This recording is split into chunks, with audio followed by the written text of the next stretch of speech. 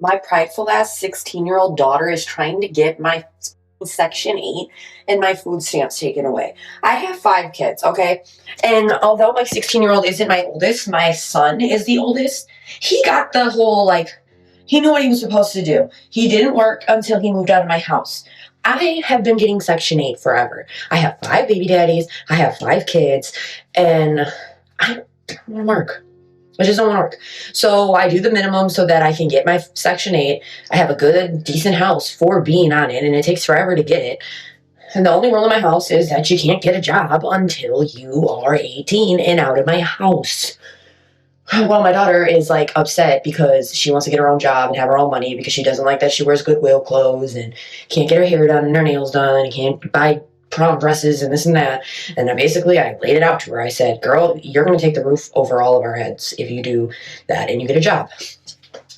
And now she just keeps going upon herself and applying for jobs anyways.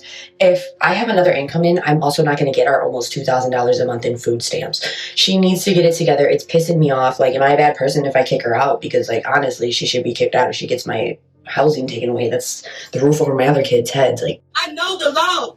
It's now you can talk all day long. You're right. For a notice for you to come talk. You will come for my attorney. You're right. I brought the paper over it. This like shit to me. You don't say you didn't get it though. Don't say you didn't get it though. I did not get it. What I said was I did not get an eviction notice. But you said you didn't get it though. Hold on. I did not. We did not get an eviction notice. No. I paid him. I have a receipt for it. You see what I'm saying? Yeah. So by you come, you see. But you should have went to court and showed them that you paid. You're right. But what I'm trying to tell you is, me and him talk like me and you talking. Yeah. If I give you some money, you give me a receipt. You're not telling me I need to go down here and still report to court to show them that. Yeah. I'm thinking this is twice. Do you see what I'm saying? Okay. Tonight, we're stepping into the messy, complicated truth of Section 8 and food assistance in America, beyond hot takes and way past the TikTok flexes. You'll see landlords serving notices, tenants filming evictions in real time, and parents arguing about whether a teenager getting a part-time job could jeopardize the voucher that keeps everyone housed. I'm not here to gawk. This is about survival, systems, and choices. Behind every viral rant is a rent due date, kids who need dinner, and a stack of rules most people only learn when it's already too late. So let's talk about the receipts, the reality, and the responsibility. So my landlord just left my house. I get a knock at the door. It's Saturday, a little bit before noon. I open it. It's my landlord. I'll let her in. She hands me this. She's giving me 24-hour notice that Section 8 is not paying my June rent tomorrow. Rent is due tomorrow. $1,100. $1,100 she expects me to come up with. Because they are no longer paying my rent, I have to pay it out of my pocket. I don't work. I'm not going to work. I will never have a job, ever. How does the government expect me to keep a roof over my 6 kids' head without Section 8? Just because I've been on it for 13 years doesn't mean I don't need it anymore. I need it now more than ever. $1,100. And you expect me to come up with that in 24 hours, or I have to get out. So pretty much, I'm going to be out on the streets because there's no way I can come up with $1,100. Don't touch him.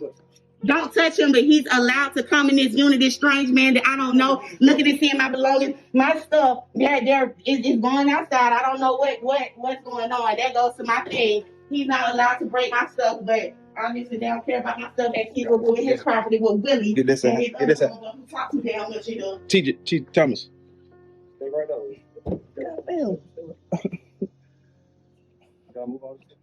Put it right here for now. Right here. Put it on top of it for now. Just a bed. That's a TV, eh? Oh, and the TV. That's all.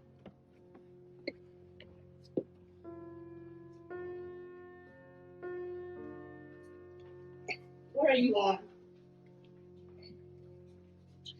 Wow, Willie gets to go in the bedroom where I have my undergarments out, my personal supplies out, Willie gets to come in here. Mr. Talk Too Fucking Much gets to also come in here. He's touching the bedding. He's touching my bedding. This man that I don't know what this man has in. They got shoes on in the place. He's putting this is absolutely ridiculous. This is ridiculous. He just said all of the what is this? I can't even goddamn think straight. He done set all the pillows and the covers and whatnot on the floor as they're walking on them with their nasty shoes, removing the bed. Mr. Talk-a-lot right here who doesn't know what's going on, but he has an opinion. This is him right here. That's Brandon Hazard. They're moving Eddie Monster. He's steadily filming. His name is Willie. His name is Willie.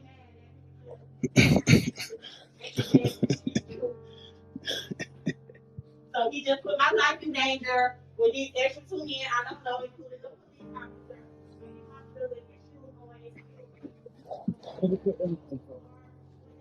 Go ahead. Right down the concrete. Keep going. Right here. Put on that right here.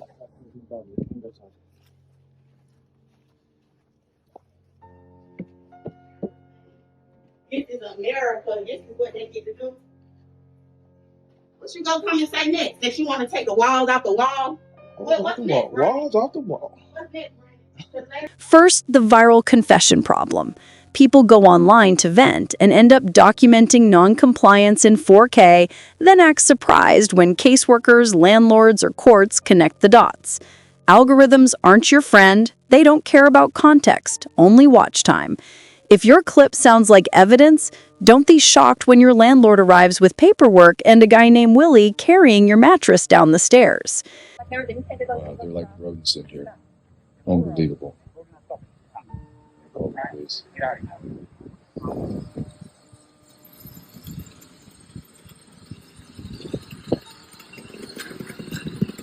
They're hiding in the basement, hiding upstairs, hiding in rooms. You tell the officer that. I just asked him. He's open case. All right, thank you, sir. We're allowed to get my sister. That's it. Yeah. You weren't hiding. You were yelling? Get out. You're seeing yourself in the house. And no one barricaded that. Yeah, they Are you did. seriously recording this right now? Hey. Let's keep it civil. You're seriously recording this right now? You can ask him not to record you. Can you not put me on your camera? My house. This is my property. You walk up here with a guy. What is he doing? Who is that white man coming up here trying to take black people's homes? No, you walked up here with a guy with no name on no paper. Keep one certain. There's no name on that paper. You think you can throw me out of my house? That is against the law. I'm sorry. You can't. All right, sir, you gotta leave, man. Got a court order to move off. I gotta leave. Look, all my stuff is in here. All my life is in here. I've been here for 20 years. Really? Just like that's your mother? That's my grandson. Just like I was running into your grandmother. We got a court order to remove all person coming to the address. I need the supervisor to come over here or somebody. Because I'm not, this is not happening to me. They think they can just come and take you out your home. That is a shame. I need somebody over y'all. So that's what we're doing right now. You can't evict them. They don't even have my name on her paperwork. They just want to throw me up out of here. And that guy over there did it. He went and got them. With no paperwork, just come to your house. Y'all do that to black people all day long. He got some paperwork with nobody's name on it. And you think you get for the property, not the persons that's in them. Step out your car. You can step out in. You're not in trouble. I'm scared of these people. Step out. And I don't even know why you're showing it to him. I'm the grown person. You didn't want to look at it, man. I don't need that. And my name ain't on it. He's an adult, right? Yeah, but my name ain't on it. We're in the state of Florida, right? You don't even have his glasses We're on. in the County Sheriff's Office. You are commanded to remove all persons from 3718 I King can't Avenue. believe this. I'm really appalled This right company now. possession of the property. This is a shame. So I don't know where they think I'm going to go. I don't have any place to go. I'm going to sit here on this damn floor. Presenting my $7 rent. $7 rent. $7 rent. $7 rent.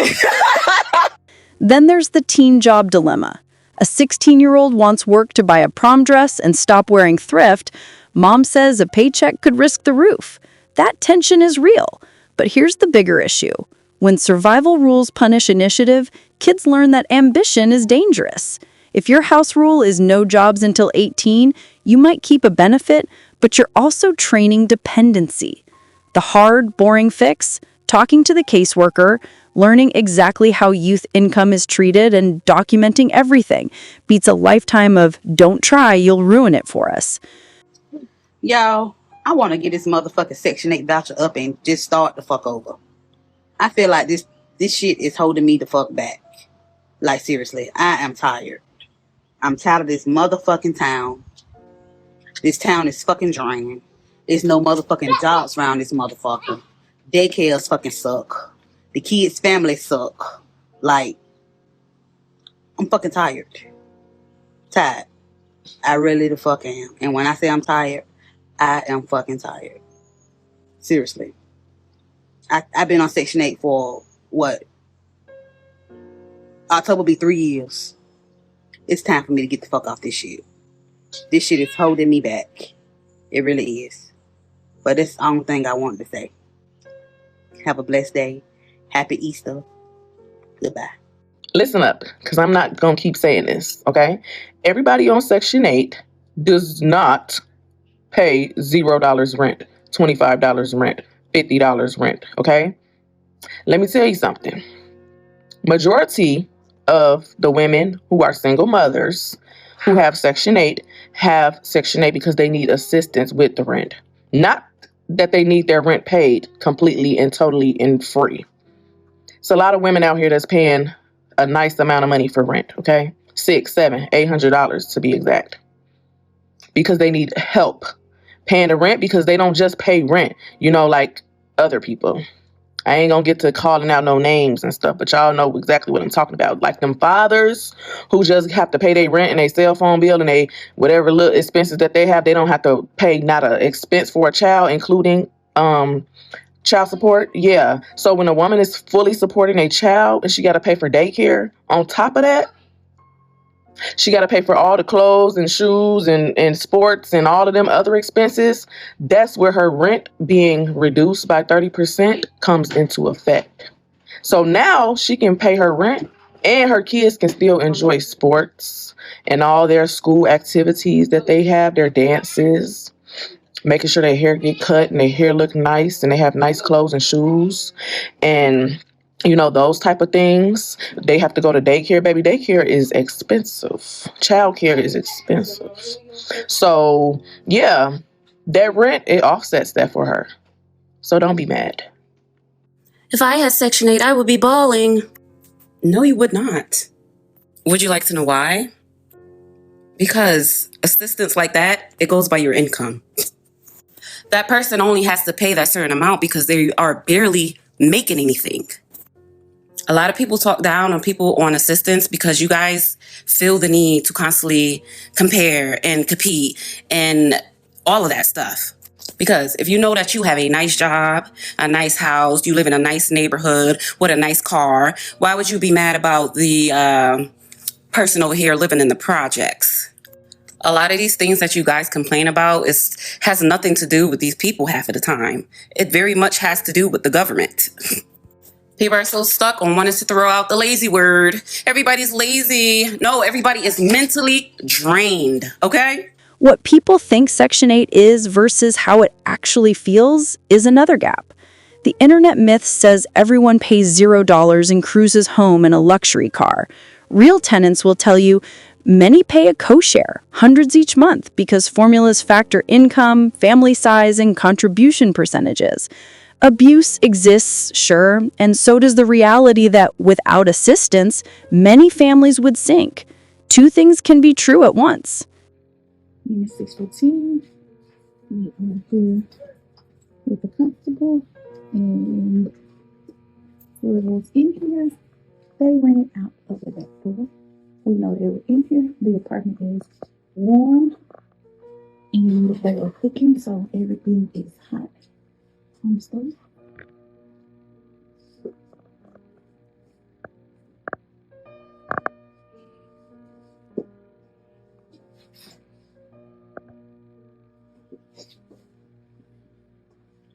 And the back door has been kicked in. Console popped that up until the maintenance guy came to secure it. He's waiting on the card. What I'm about to show you is a perfect example of why women need to be cognizant and calculated about who they have children with and who they decide to let move into their home with their children. Listen to this woman's story. Cheated on me and who bumper I took. He reported me to Section 8. So basically, the man that she was in a relationship with cheated on her, then reported her to Section 8. And the way he did it, you just got to keep listening. He told them that he was staying with me. So y'all know when you on Section 8, you can't have nobody living with you. He took the mail that he was getting to my house, to the Section 8, and they terminated my Section 8. The fact that he took that route to prove to Section 8 that he was living at her home, he really never liked her. He wanted to destroy her. Regardless of what happened, her taking a bumper, people like this, men like this, ladies, keep them out your life. I can't believe this nigga just really did this. Like, he is so bitter. Like, you could have had your bumper back. So now me and my kids, we don't have anywhere to go. Now her and her children are homeless. He's somewhat happy, looking for the next woman to destroy. Women, be cognizant and leave these bums alone. And let's be clear, for you weak ass motherfuckers commenting up under my status, talking about we're tired of put the dick down, we're tired of paying for you and your children. Motherfucker, your 2 cents ain't paying for shit. Let's talk about the people that are on Section 8 and working full-time jobs. What about they motherfucking money? What is paying? Nothing. Y'all think y'all a little piece of shit ass check because most of you motherfuckers making 20, 30,000. Maybe 40,000. What the fuck you think your money doing? What the fuck do y'all think y'all money be doing on here? Shut the fuck up. Damn. Eviction videos are brutal to watch, but they're usually the last scene in a longer script. Notices, grace periods, fees, and hearings. Tenants, silence never helps. Answer the call and put everything in writing. Landlords, content farming someone's worst day is gross. Run a process, not a spectacle. Both sides need documentation and clear timelines because an unanswered text in week 1 turns into a sheriff at your door by week 4. What the hell? What the heli? What the heli? What the heliante? What the helion? What the heli Berry? What the heli Burton? What the heli Brian James? And to the bitches out here passing down their motherfucking Section 8 vouchers to their kids like it's a motherfucking legacy, wake the fuck up. That's not a flex, and I'm here to remind you. Like, for real, teach them how to get a job, a real job. To go to college. To motherfucking purchase a house. Instead of living off motherfucking welfare. Like, that's not a flex, bitch. Like, for real. Get together. There are major changes coming to Section 8 housing starting with October 1st, 2025 that will affect millions of Americans, and here is everything you need to know about it. My name is Diana, I'm a realtor in California, and I talk all things real estate. Please share and save this video. Congress is planning on cutting 43% of the federal housing assistance, and this will affect millions of Americans. Instead of HUD running that voucher program nationwide, they will send those funds to the state in the form of block grants, which means that every state will decide how to spend those funds. But it's a smaller amount of funds, so that means that fewer people will be able to get the assistance. One of the most controversial parts about this program is there is a 2-year max time limit on this program for everyone that's able to work. Now, there is a major contract to right now, which the average family stays on this program for about 6 years, even if they're able to work. A lot of the supporters of this bill are pointing out that a lot of people are taking advantage of this program and sucking the resources that could be used for someone that actually needs them. But let me know your thoughts in the comments. Can y'all please leave those Section 8 people alone? Like, just because they are on Section 8 does not mean that they are broke or poor or need help. They just finessing the system. If I was on Section 8, I'll be on Section 8 for the rest of my life too. Like, what the fuck? I'm not gonna be mad at them for getting the goddamn golden ticket to the goddamn Willy Wonka chocolate factory, motherfucker. Okay? Let them people do what they want to do. If your rent is $1,200 fast, you're somebody you gonna fuck on and use it there for the money. A lot of these people are staying with motherfucker just to help each other out with rent. I'm not understanding the whole setup as to why everybody mad at all the Section 8 EBT food stamp motherfucker. Cause your ass is complaining about somebody being on Section 8. That says a lot about your fucking character. Like, what's really going to fuck on though? Okay, get your ass out my face and go get your house made up from the goddamn ground up, motherfucker. Okay? Cause Section 8 ain't finna do shit but charge you with more and more fees for smoking and fucking and having niggas in. We also hear about vouchers being cut or downsized overnight. Sometimes it's policy shifts, other times it's paperwork, audits, or reported income changes.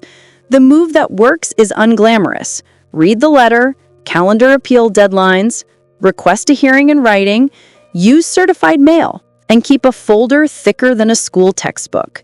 If you're disabled, caring for someone, or mid-crisis, paper trails can be the difference between out tomorrow and granted a continuance. I tell you the truth. You see Trump say you taking that Section 8? You see that? You see? That partial rent you be paying?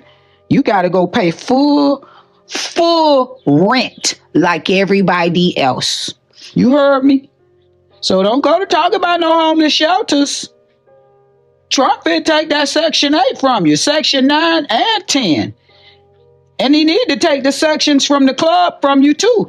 Cause that where you at with your Section 8 houses, always in the section in the club, and go home to your Section 8, pulling up in your Infinity truck or your Benz C300, pulling right up to your Section 8 house and your C300 after you just left the section in the club, popping bottles. See, that's why Trump taking your Section 8 from you. Then you'll be in Section 9 and 10. See? The joke's on you, Dust. Should I evict the tenant after she failed to pay her rent on time? I talked to her, or I tried to talk to her. She would not communicate. She did not text. She did not explain anything. It was only after I put the 3-day notice to vacate the premises on the door, which was up today, 10 o'clock last night, I saw the rent come in.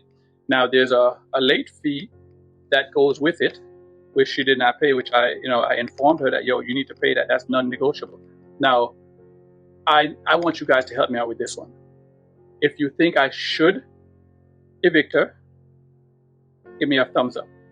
If you think I should not evict her, give me a follow. That's how we're going to do this. Because in all honesty, she's been there 3 years. This is the first time she has ever been late, but her communication style leave a lot to be desired, because I call you by the rent, you did not answer. As a matter of fact, you answered once, and then once you realized it's me, you hung up. I called you back, you did not answer. I text you, did not answer. I remember, your rent is due by the 1st. I give you a grace period the 3rd. On the 4th, I consider your rent late. What's today's date? The 12th, and you're just paying the rent. Now, should I leave her in place? Because this is not a Section 8. Not a Section 8, she's just a regular tenant.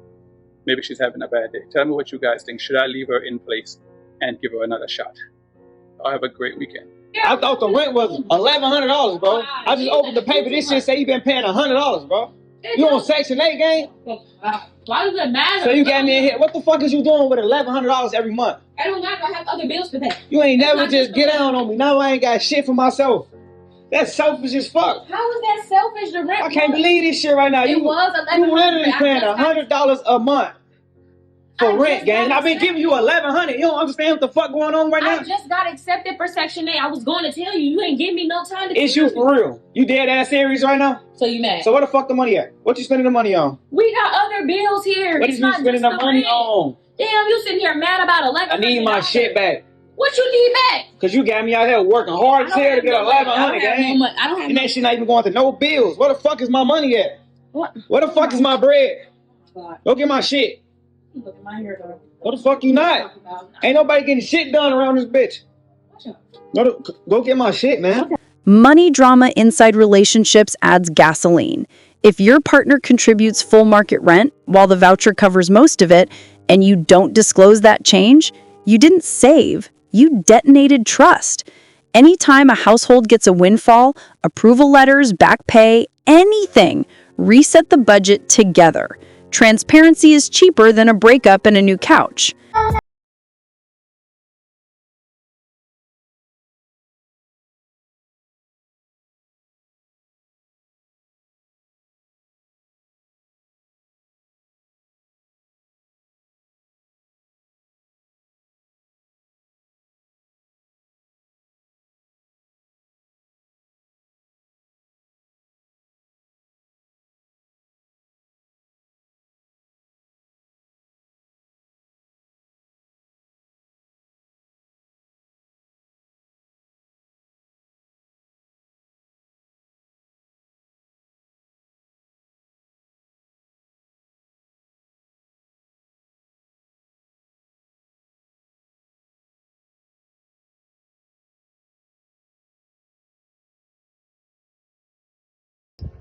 So here's our hotel room we are currently staying in. So we got the kitchenette area, a microwave,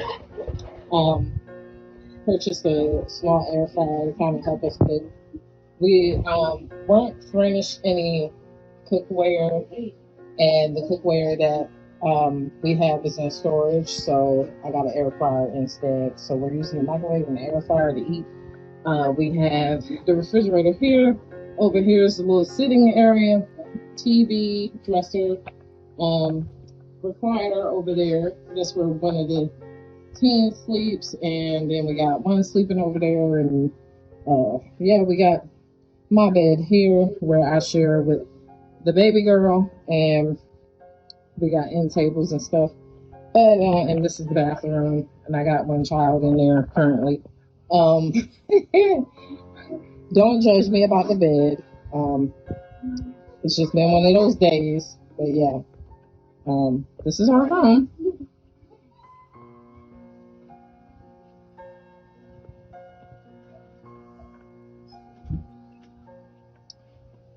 Just, so that people actually know, yeah, we are actively in the hotel for real. An extended stay.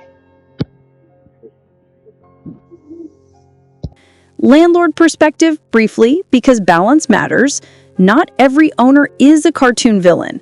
If a tenant goes radio silent, pays late, and skips the fee, that's not oppression, it's a lease breach. Owners have mortgages, repairs, taxes, and inspections that won't accept "they left me on read." We can hold slumlords accountable and still admit that communication prevents escalation on both sides. So we are arriving to Section 8 house. We finally got the key, guys. Let me show you how they left the. I was sending my cousin to get the keys for to see if she had already taken the property, and apparently she did. So here we are. You are about to leave it. I know it's nasty. At least she cleaned it out, so to be like, yeah. I thought you were taking that shit out. This is her. Well, you can carry that one out. True. But don't worry, you don't have like a regular electro. Yeah. This shit's oh, it's new. How did that? Look, I really sick. Back to my aunt because I haven't been. What do you mean? Oh, we have to like break it or something? Oh, there's dog shit. That's fucking gross. Mm-hmm. How do fucking people live like this? It's fucking gross. Yeah, I'm logging this. No.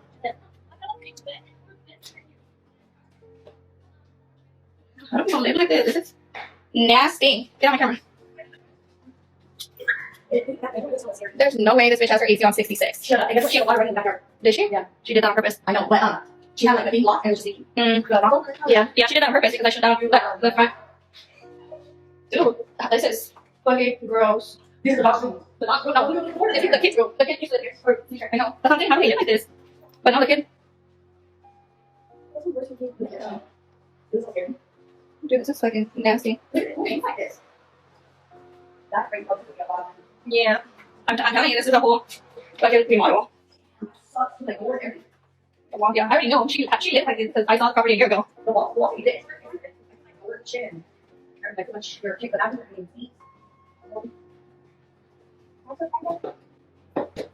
You get that, even that. You door frames? Yeah. They actually filed it because it wasn't like that. Last time it was just all shoot up. It's in the filed it. Oh, it's in the car. Yeah, it says nothing there. Oh, you got it. Why'd you get the damn car? Open. Yeah.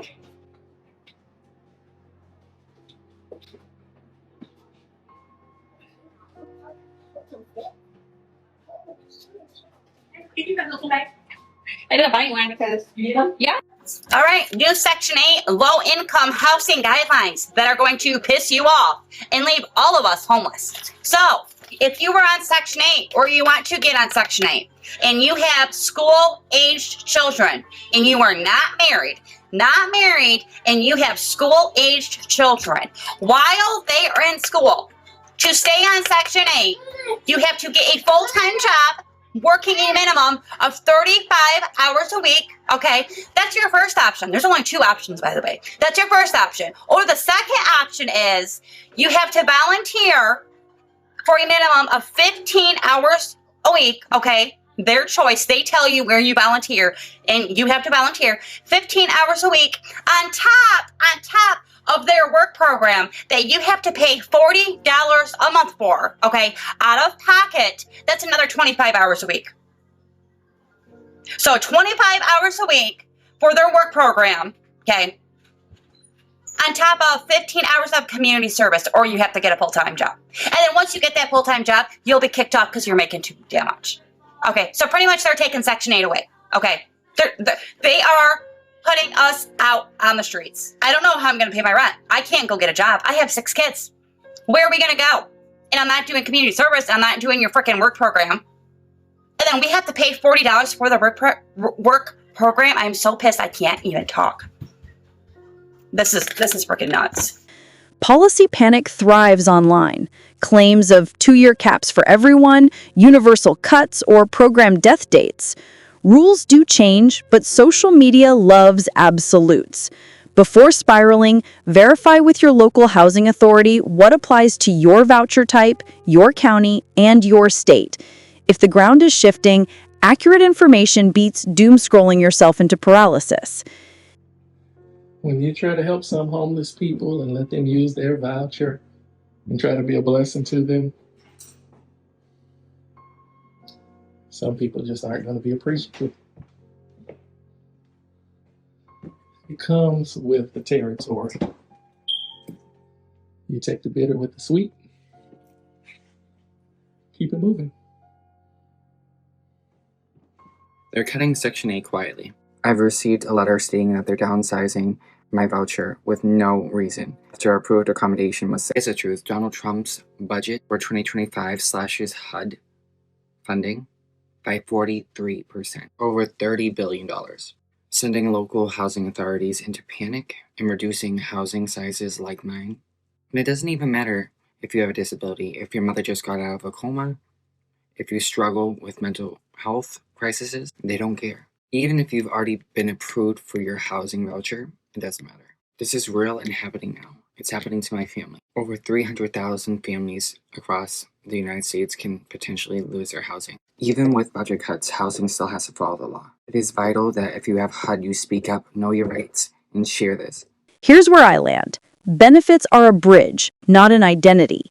If assistance keeps a family out of a car, good.